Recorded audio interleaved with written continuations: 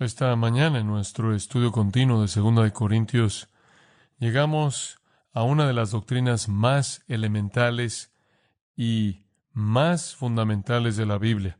De hecho, lo que vamos a aprender en el texto esta mañana es una piedra angular en todo el entendimiento cristiano y en toda la conducta cristiana. Vamos a estar identificando un principio el día de hoy que es explicado por el apóstol Pablo, que tiene implicaciones de largo alcance y cruciales para nuestra utilidad, para nuestra bendición. Quiero que abra su Biblia en 2 de Corintios, capítulo 6. Y no voy a pasar mucho tiempo presentando el mensaje. Quiero entrar al principio aquí porque es tan importante.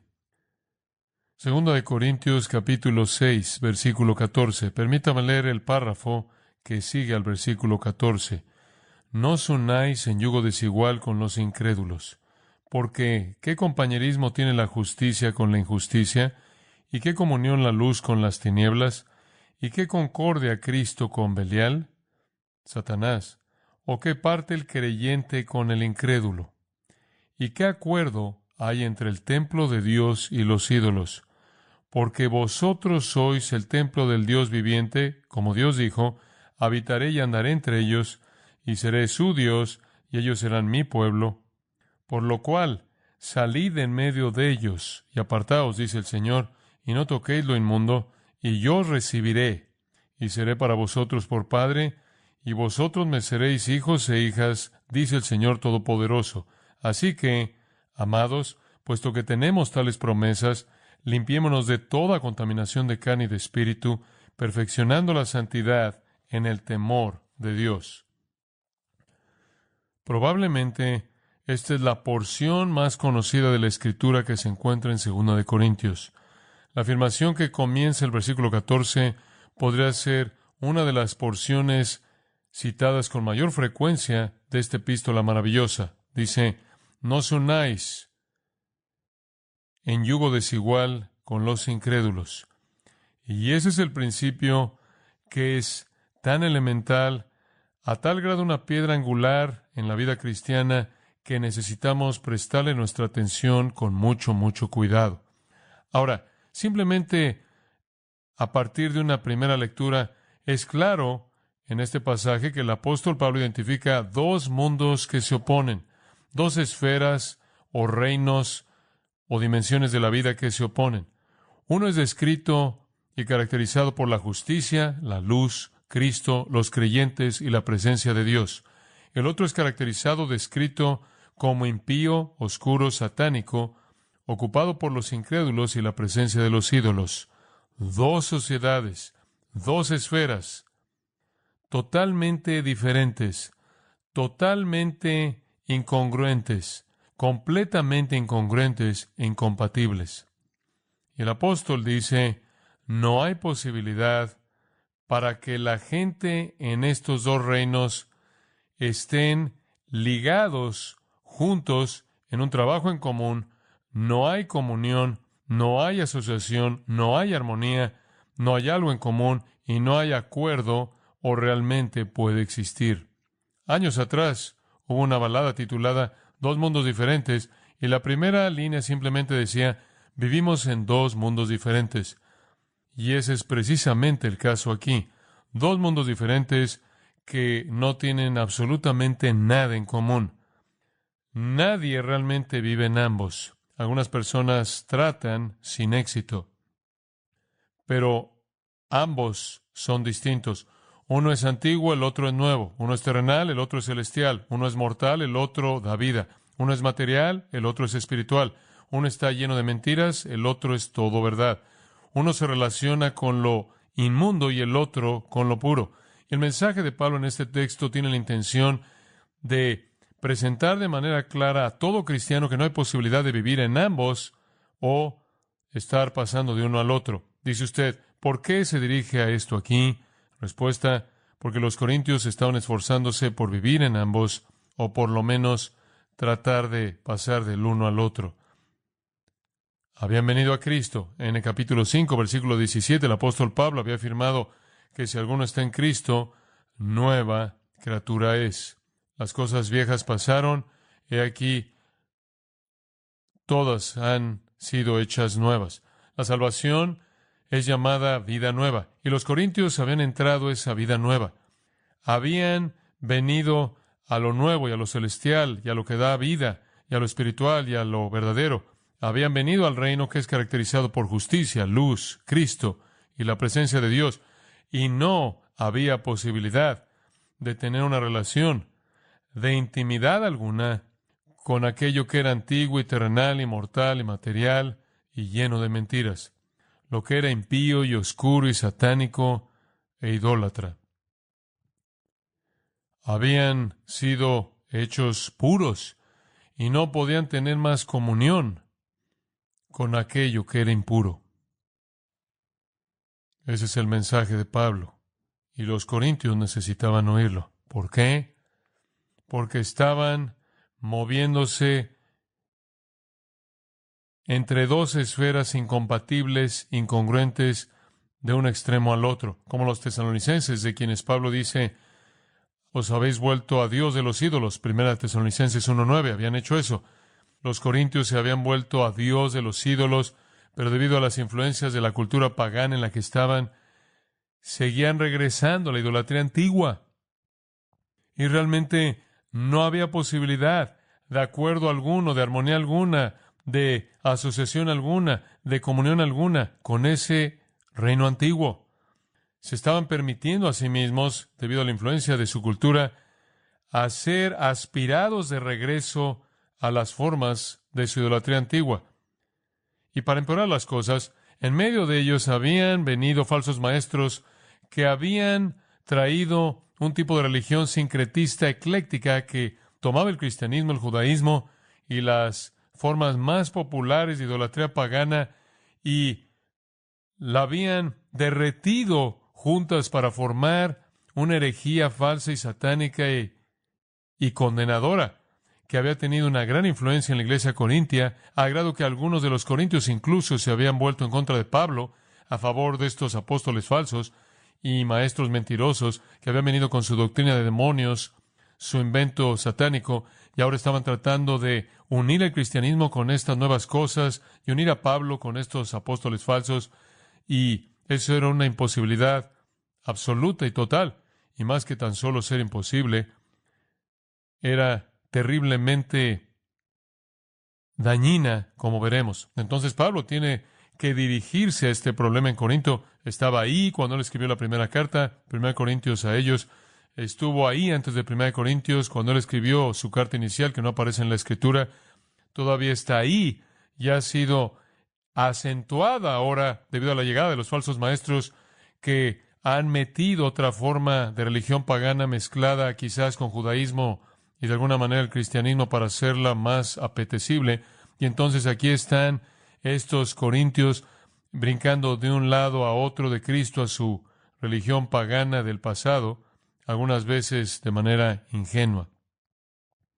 Y entonces Pablo hace una afirmación directa en el versículo 14, que es el mandato, el mandamiento, el estándar y el principio, que es explicado en el resto del texto, y es este: no os unáis en yugo desigual con los incrédulos. Esa es una afirmación clásica, como dije, probablemente la afirmación más conocida de esta carta entera. Es un llamado clásico por parte del apóstol a la separación de los incrédulos. Y de hecho, ese es el desafío más grande que usted como cristiano tiene, y yo también. No unirse con incrédulos es nuestro desafío más grande. Vivir una vida separada es un desafío tremendo, en particular en una cultura que nos está bombardeando con todos los elementos del paganismo. No solo es nuestro desafío más grande, es nuestra fuente más grande de gozo y utilidad cuando obedecemos ese mandato. Los puros y los contaminados no comparten nada en común en últimas, y el pueblo de Dios no puede formar relaciones íntimas con aquellos que no pertenecen a Dios. Todas las relaciones como esas son superficiales. Usted no puede tener una relación significativa con un enemigo del Evangelio. Ellos viven en un mundo diferente con un líder diferente y totalmente hostil y antagonista.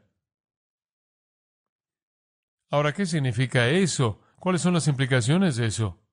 Bueno, en primer lugar, el término unais normalmente es traducido yugo desigual porque viene de un término griego que puede tener esa implicación.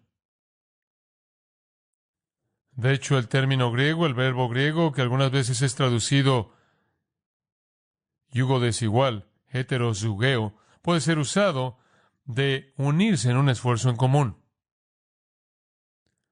Pablo extrae esta analogía, no obstante, no del uso del término griego, sino de un concepto que está atrás en Deuteronomio 22:10.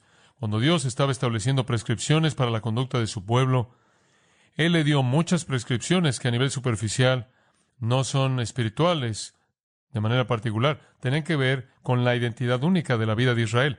Pero algunos de ellos eran muy prácticos y sabios. Y una de las cosas que Él les instruyó, registrada en Deuteronomio 22:10, es que no debían arar con un buey y un asno unidos juntos. Y las razones para eso son obvias. Esos dos animales tienen dos naturalezas diferentes. No tienen la misma disposición, no tienen la misma fuerza, no tienen el mismo tipo de instintos. Naturalezas completamente diferentes. Usted no puede unirlos y esperar que haya un surco derecho.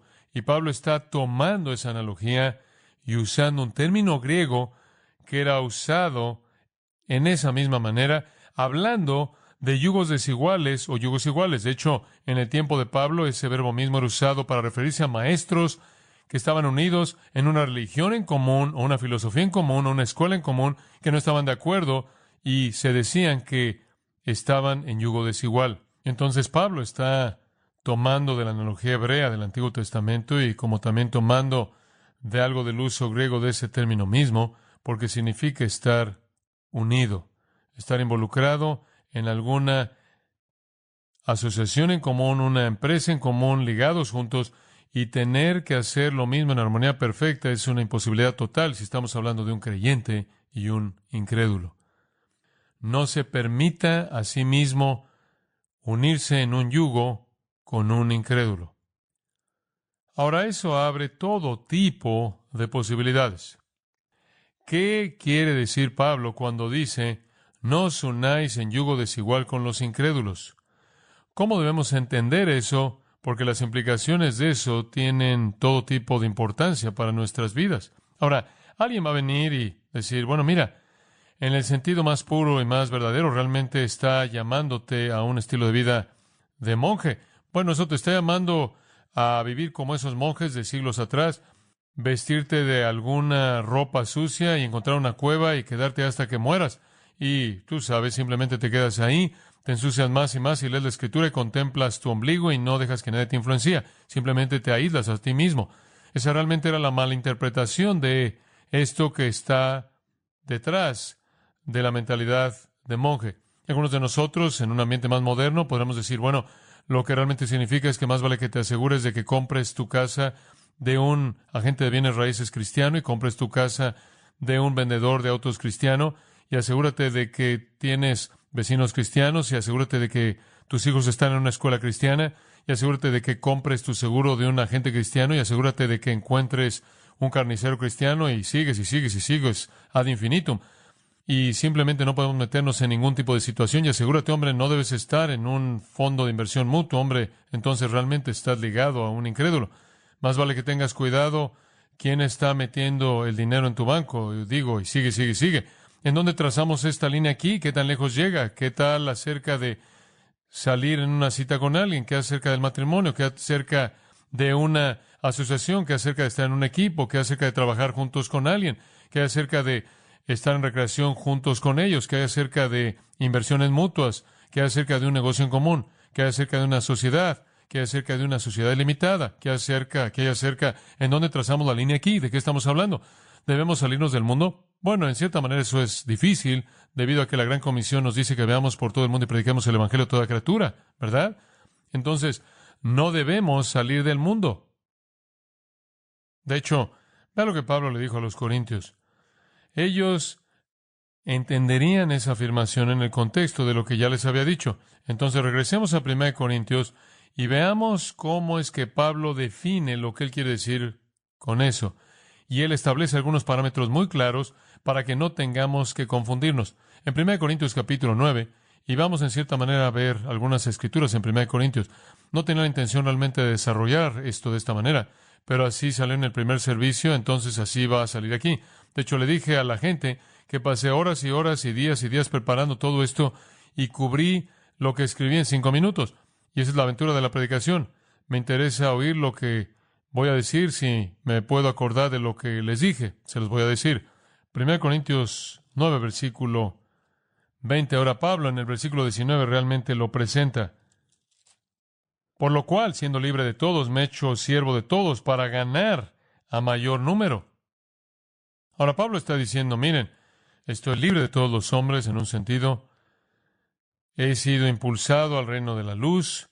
No hay estorbos en este mundo. Pero yo me he hecho a mí mismo de manera consciente y deliberada un esclavo a todos ellos para efectos evangelísticos. Entonces Pablo no quería salirse del mundo. Él era todo menos un monje, digo. Él estaba en medio de todo. Él estaba en medio de toda multitud que había. Él era como Jesús. Él creaba multitudes. Él iba donde estaban los pecadores con el propósito de evangelizarlos. Y él dice, versículo 20, me he hecho a los judíos como judío para ganar a los judíos, a los que están sujetos a la ley, aunque yo no esté sujeto a la ley, como sujeto a la ley, para ganar a los que están sujetos a la ley. Él se volvió un judío y aquellos fariseos que eran estrictos en guardar la ley, él incluso siguió su camino si era necesario para ganarlos. A los que están sin ley, versículo 21, como si yo estuviera sin ley, no estando yo sin ley de Dios, sino bajo la ley de Cristo, para ganar a los que están sin ley. Me he hecho débil a los débiles para ganar a los débiles. A todos me he hecho de todo para que de todos modos salve a algunos. Y esto hago por causa del Evangelio, para hacerme copartícipe de él. Otra manera de decir, para que tenga socios en este asunto, quiero ganar gente para Cristo.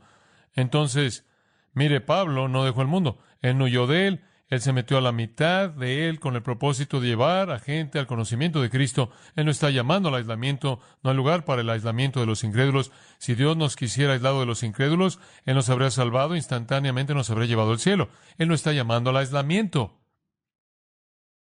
De hecho, se nos manda a hacer una intersección con los incrédulos todo el tiempo. Ahora sigamos esto y veamos en dónde es donde Pablo realmente establece sus límites. Comencemos al regresar a 1 Corintios capítulo 5. 1 Corintios capítulo 5. Alguien va a decir, bueno, te digo en este momento, voy a limitar mi asociación con gente mundana. Simplemente no me voy a asociar realmente con la escoria.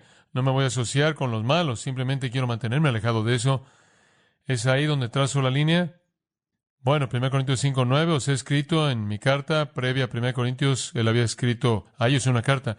Os he escrito en mi carta a no asociarse con los fornicarios. Y alguien va a decir, ahí está la prueba, no me voy a asociar con ellos.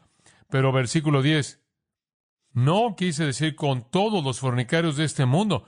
No estoy hablando de gente inmoral, no regenerada, o avaros, o extorsionadores, o idólatras, porque entonces tendrás que salir del mundo. Y la implicación sería hacer eso. ¿Será qué? Pecaminoso, equivocado, evitar su responsabilidad. No quiero que se vayan a una cueva. Pablo dice, no estoy hablando de asociarse con gente inmoral en el mundo. Versículo 11, estoy hablando de asociarse con los que se llaman hermanos que son inmorales, avaros, idólatras, calumniadores, borrachos, extorsionadores. No estoy hablando de gente inmoral en el mundo, estoy hablando de gente inmoral ¿en dónde? En la iglesia.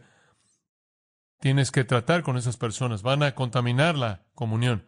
Son como levadura. Tienes que sacarlos, tienes que entregarlos a Satanás, tienes que enfrentarlos, no comas con ellos.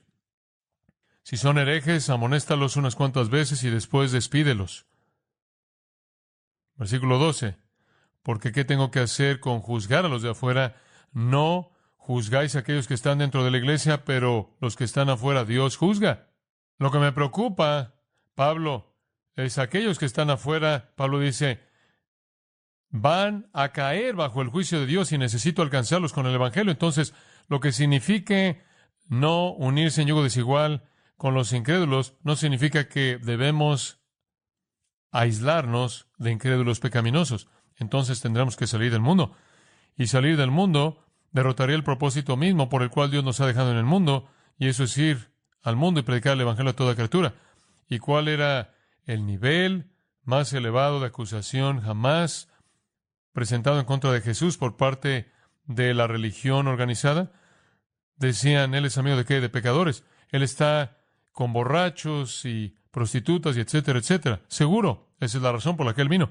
Él no vino por los justos, sino él vino por pecadores. Entonces, lo que signifique no unirse en yugo desigual con los incrédulos, no significa que debemos cortar toda sucesión de ellos. De otra manera, tendremos que salir del mundo, y eso sería desafiar el propósito mismo por el cual el Señor nos salvó y nos dejó, y eso es ir al mundo. Necesitamos estar en donde están. Bueno, alguien más va a decir, sé lo que quiere decir. Sé lo que quiere decir. Significa que si estás casado con un incrédulo, tienes que divorciarte. Tienes que deshacerte de ellos. Porque digo, si no puedes tener ningún tipo de comunión al nivel más íntimo, ¿cómo la luz puede tener comunión con las tinieblas? Digo, ¿cómo vas a tener un matrimonio? Entonces, deshazte de ese cónyuge no salvo. Encuéntrate a un hombre cristiano agradable, una mujer cristiana agradable. ¿Es eso lo que quiere decir? Pase a 1 Corintios 7. 1 Corintios 7, versículo 12. Pablo dice al resto, yo digo, no el Señor, por favor entienda lo que eso significa. No es una aclaración divina. Lo único que está diciendo aquí es, no estoy citando a Jesús más, Él es inspirado por el Espíritu Santo para decir lo que Él ha dicho, es la verdad de Dios, pero Él ya no está tomando de la enseñanza de Jesús. Entonces Él dice, si algún hermano tiene una esposa que es una incrédula, y ella consiente en vivir con él. No, ahí está la palabra técnica para divorcio. Si tienes una esposa no salva y ella quiere quedarse casada contigo, entonces se debe quedar. Dios aborrece el divorcio de cualquier tipo. Y lo mismo es verdad en el versículo 13, una mujer que tiene un marido incrédulo y él consiente en vivir con ella, que no lo despida. Porque podría haber sido una implicación natural del Evangelio y todas las cosas siendo nuevas y entrar al reino y a la luz de las tinieblas y tener un nuevo amo, esto es Cristo, y darse cuenta de que usted ya no puede tener el mismo tipo de relación íntima que hace que la vida sea rica y significativa y hace el matrimonio lo que Dios diseñó que fuera, porque usted ahora está casado con una persona no salva y usted está viviendo de manera absoluta en dos mundos totalmente diferentes en el nivel más profundo de su ser. Y entonces lo correcto sería deshacerse de esa persona y encontrar un cristiano para que realmente disfrute de la vida. Y la Biblia dice no, absolutamente no. Entonces, ¿qué significa? No significa deshazte de tu cónyuge incrédulo. No significa aíslate de todas las cosas malas en tu sociedad. ¿Qué significa? ¿En dónde deben trazarse los límites? Tomemos otro texto, 1 Corintios capítulo 8. Y de nuevo recuerde, ahora los corintios habrán tenido esta carta y habrán tenido un entendimiento de esta carta para crear un contexto para entender la afirmación de Pablo en 2 Corintios 6:14. En 1 Corintios capítulo 8, Pablo está hablando de algunos límites aquí. Ahora, permítame tan solo seguir esto. Dice usted, bueno, mira, debemos ir al mundo y debemos alcanzar a los incrédulos. Muy bien, estoy dispuesto a hacer eso. Y usted sabe, todos esos incrédulos están reunidos todo el tiempo en los festivales paganos. Usted sabe, la vida en el mundo antiguo giraba, particularmente en Corinto, en torno al paganismo de la época, en torno a la adoración del dios Esculapio y todo el resto de las cosas que iban con eso. Y todas estas cosas paganas se llevaban a cabo, ceremonias y festivales, toda la vida rodeaba esa idolatría. Y si quería ir a donde los incrédulos estaban, usted iba ahí. Y ese era un gran lugar para encontrar a muchas personas paganas. Todos se reunían ahí, y entonces quizás algunos de los creyentes iban ahí. Y usted tiene una libertad absoluta y completa, no mitigada para ir ahí, decir, mira, soy libre en Cristo, voy a ir, y en cierta manera voy a ver, en mi corazón y alma no voy a participar, voy a hacer esas cosas que no tienen consecuencia moralmente, pero me va a mantener ahí. En cierta manera voy a mantener ahí la conexión y eso va a estar bien y voy a poder alcanzar a estas personas. Tiene un pequeño problema aquí en el versículo 10. Si alguien te ve que tiene conocimiento, ¿qué significa eso? Creo que es conocimiento, Salvador. Alguien que es un creyente. Y te ve comiendo en el templo de un ídolo. ¿Acaso su conciencia, si es débil, no se va a ver fortalecida a comer cosas sacrificadas a los ídolos? Y aquí hay un cristiano nuevo, un cristiano bebé, que es llamado el hermano más débil, también en Romanos 14 y 15. mismo tipo de discusión. Y él ve a este cristiano fuerte, y el cristiano fuerte está ahí en el festival de Baco.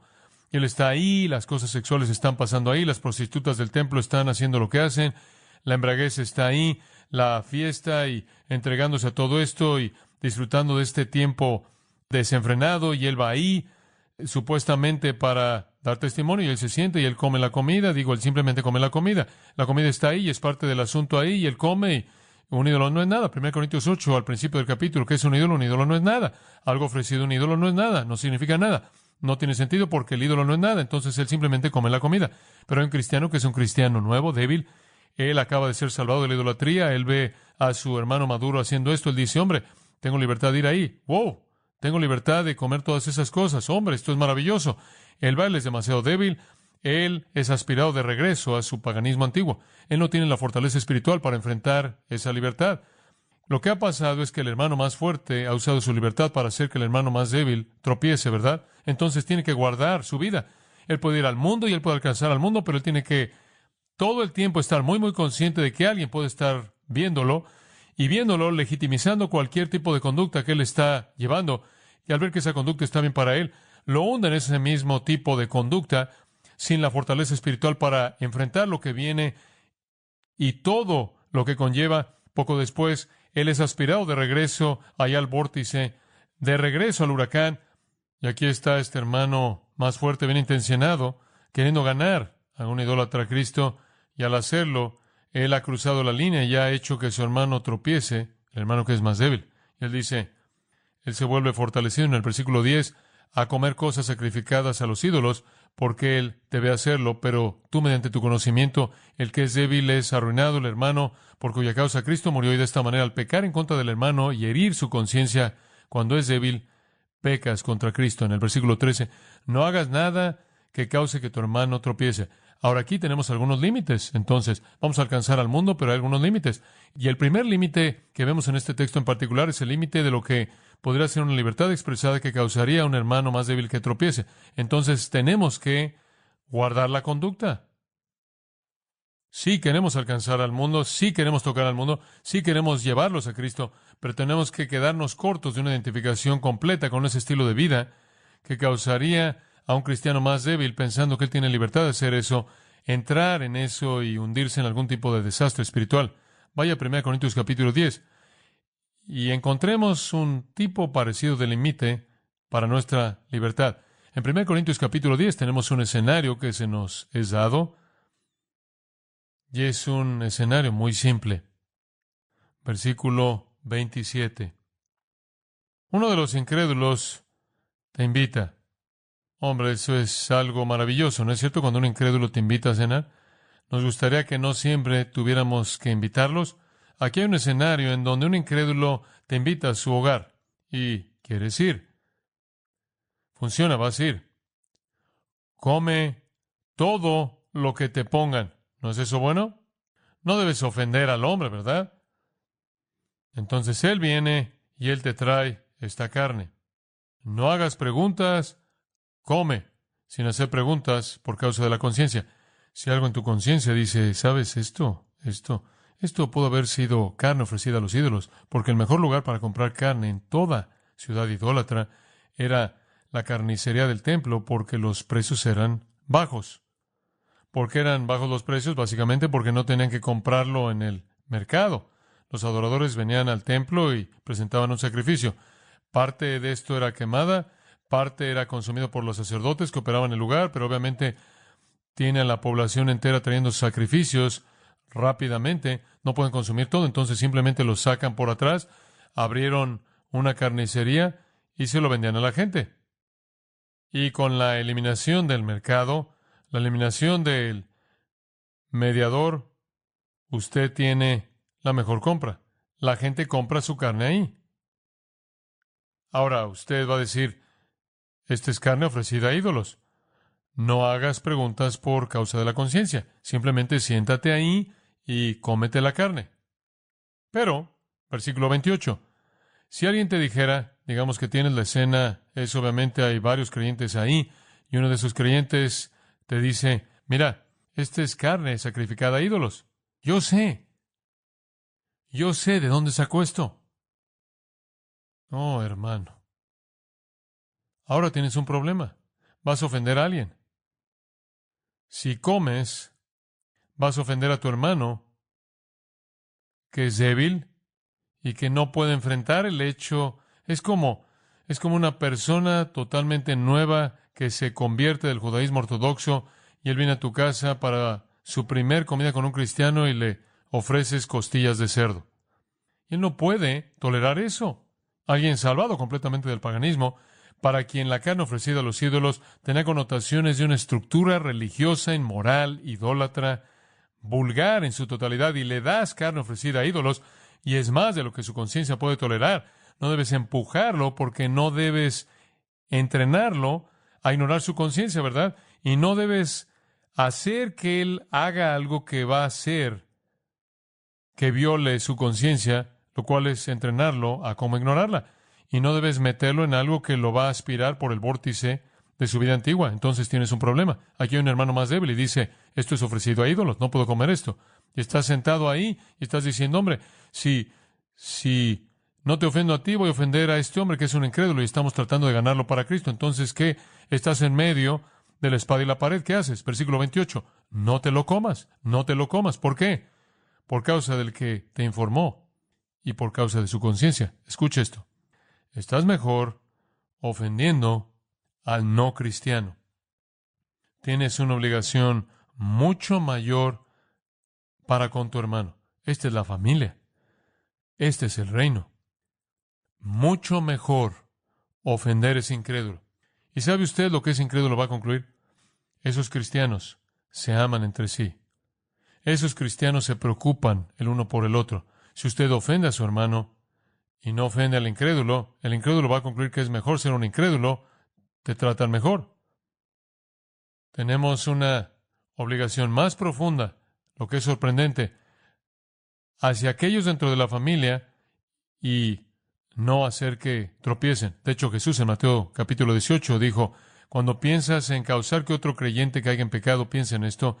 Si alguno causa que estos que creen en mí pequen, estará mejor si se amarrara una piedra de molino a su cuello y se ahogara en el mar. En otras palabras, estarás mejor muerto que ofendiendo a un creyente.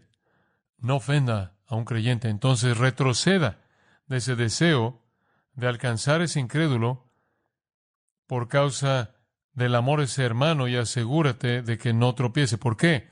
Porque Dios, escucha esto, está mucho más preocupado por los suyos que por aquellos que no son de Él.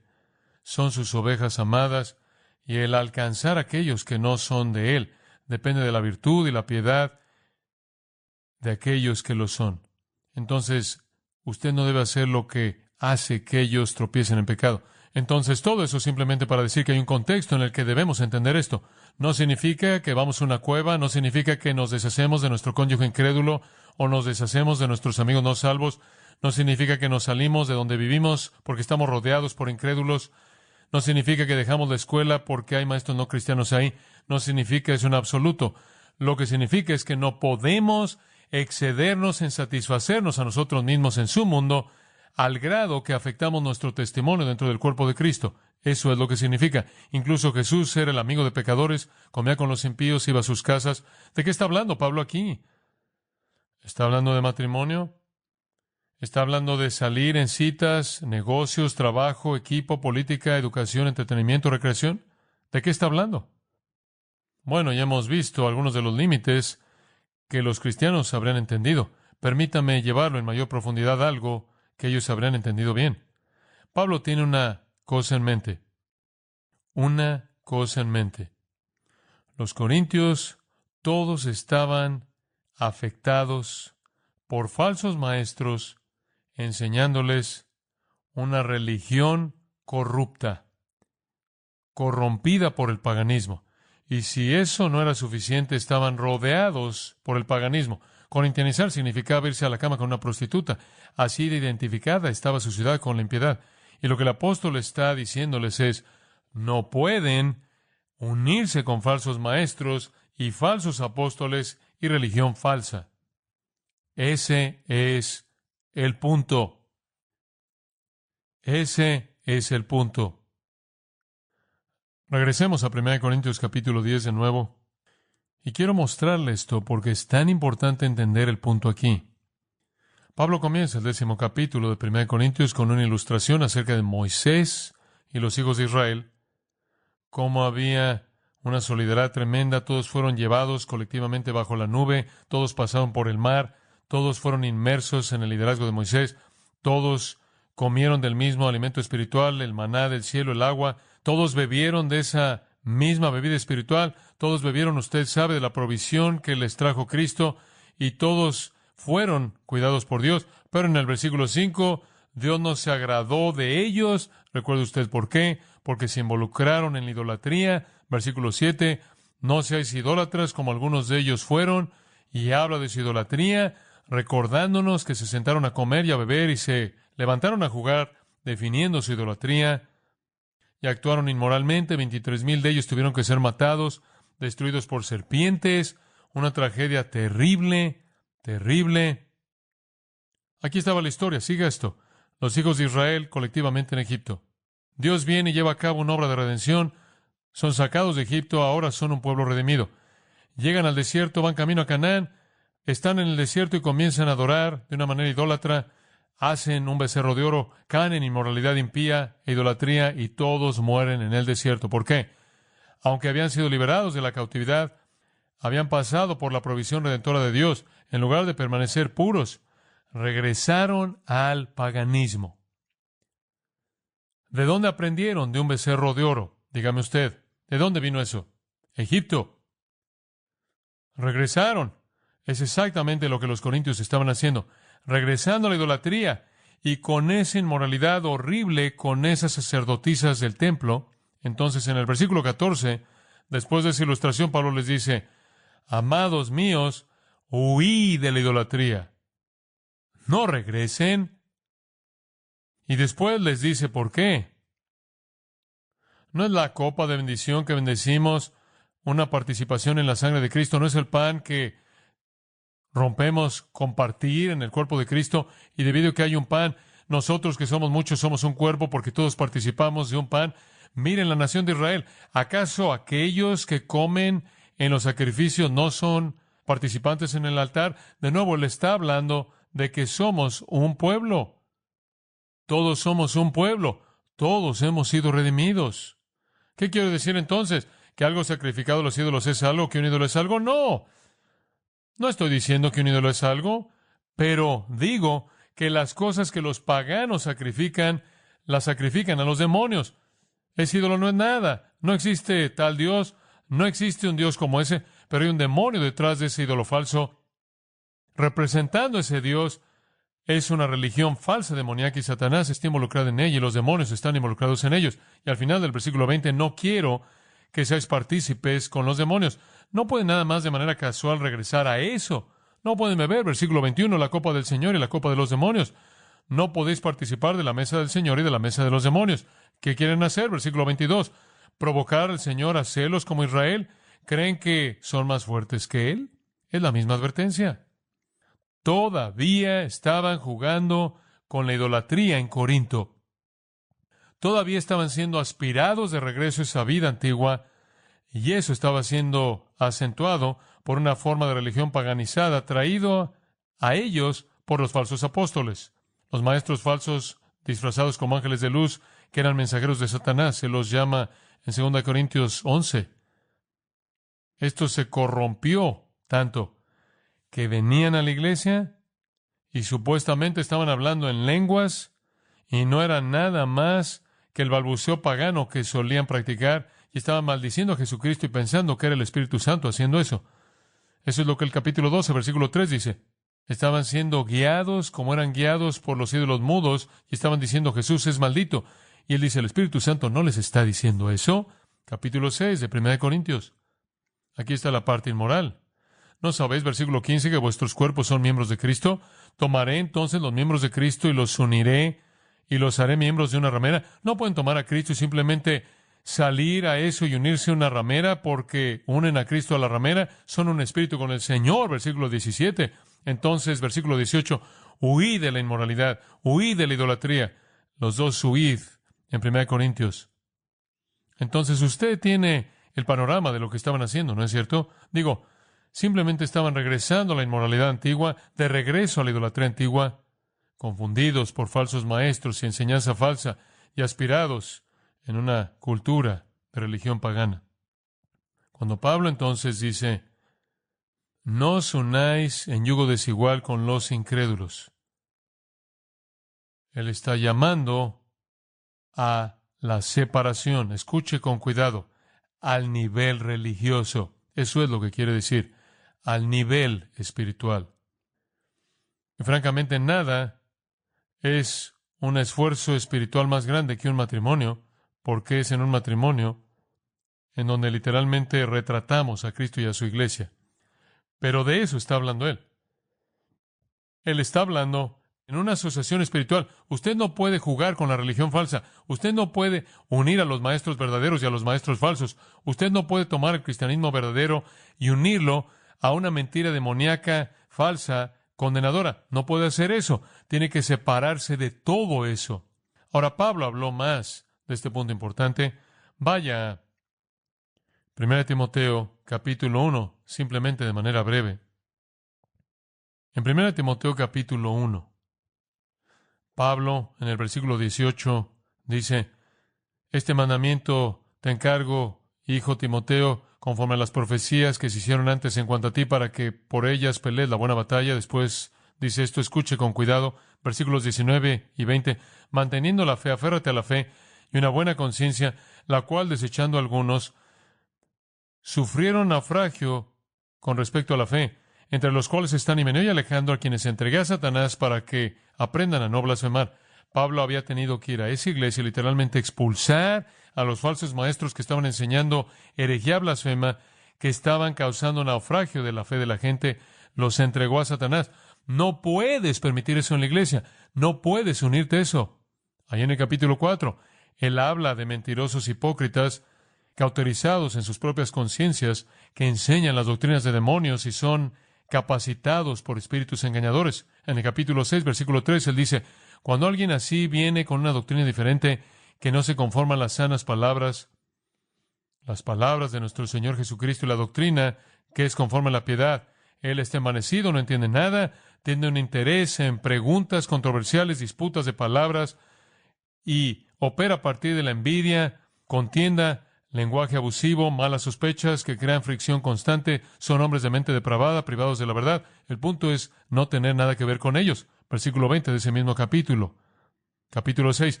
Evita las vanas y profanas palabrerías. Evita los argumentos de lo que falsamente es llamado ciencia, la cual profesando algunos se han desviado de la fe. Escuche, el ataque número 1 de Satanás en contra de la iglesia es infiltrarla de error.